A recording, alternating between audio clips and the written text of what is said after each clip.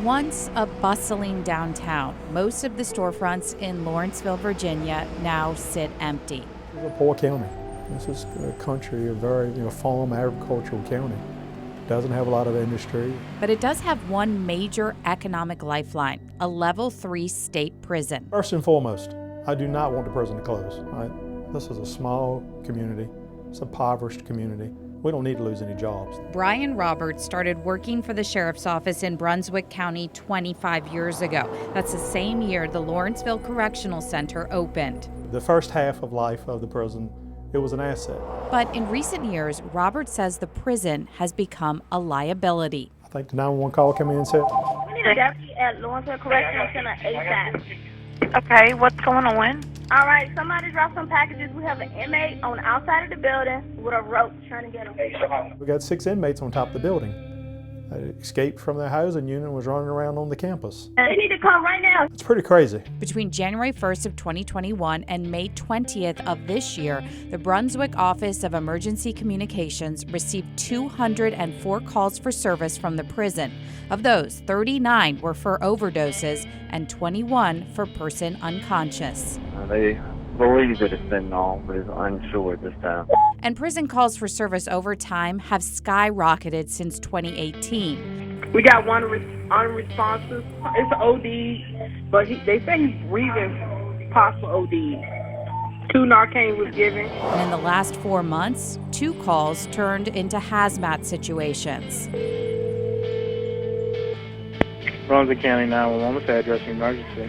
We had a couple of inmates that have been exposed to something. I don't know what it was. And they're passing out. How many? It's like 4 of them. Nancy said it's like 5 or 6 of them. Our first mass casualty was a group of people that was exposed to a drug that we still do not know what it was. We had to put our squads out of service for 24 hours. The Alberta Volunteer Fire Department is one of 3 EMS agencies that responds to calls at the prison. My biggest concern is the safety of our volunteers and our providers not knowing what we are going into when we go over there.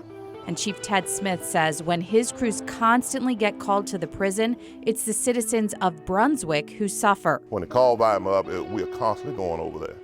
We have had calls that we have had citizens' heart attacks, diabetic emergencies that was in our first due area that we were in our second due area trying to cover a mass incident for GEO. GEO Group is the private company the state contracts with to run the Lawrenceville prison. It is the only privately run state prison in Virginia. An agreement this 2020 state study found saved the Commonwealth $9.3 million for fiscal year 2020. Is that it's a failed business transaction right now. They obviously have a staffing issue. Many different ways to look at that. They have a shortage of staffing issue. They have an integrity of staffing issue. To his point, just in the first half of this year, the Department of Corrections assessed GEO $2.2 million in liquidated damages for failing to comply with the staffing requirements of the contract. Roberts says Governor Glenn Youngkin's Secretary of Public Safety and Homeland Security, Bob Mosier, actually came down on August 25th and met with him and executives from GEO about the problems. That's when he learned a shocking statistic. At one site contributes to over 50%. I think he quoted around 55% of all the overdoses in the entire system. I was pretty startled. Also, there were 5 inmate deaths at Lawrenceville in fiscal year 2021. By fiscal year 2022, that number was up to 12. Numbers the sheriff says show it is time for change. The most perfect world is to turn it back into a state-run facility. The second most perfect world is the state hold GEO accountable or they figure out their contract to do better. Whether that's an accountability do better or whether that's change companies do better or what that is. In the meantime, he has a message for the people who run the prison. Do better, right? I mean, it's real simple. Be a good partner. You were a good partner. You failed this community. Just do better. Figure it out.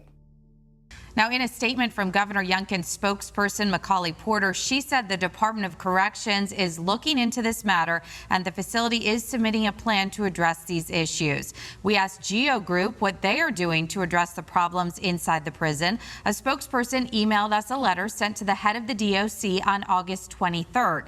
In that letter, GEO Group Senior Vice President James Black said due to the recent overdoses, the facility was placed on restricted movement status to curtail the movement of contraband by limiting the movement of inmates. Some of the other solutions Black mentioned: systemic searches and mass urine testing, transferring the inmates involved in the overdoses to other facilities, investing in a state-of-the-art drone detection system because some of the contraband was being dropped by drones, implementing a pilot program to scan mail for enhanced contraband detection, and increasing officer pay to $20 an hour. Working for you, I'm Melissa Hippolyte for CBS 6.